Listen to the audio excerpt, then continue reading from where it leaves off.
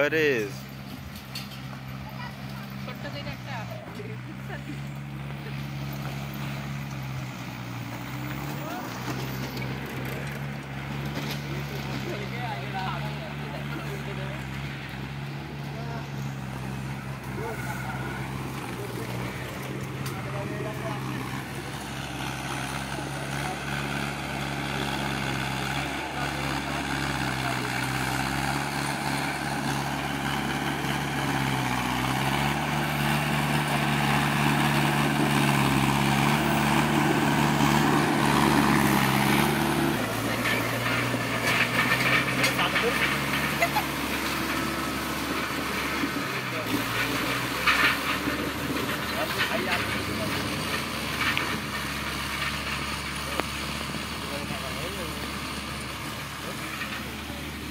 ভাই, এই যে রাস্তার কাজ চলছে, আপনি কিছু বলবেন এই বিষয়টা নিয়ে?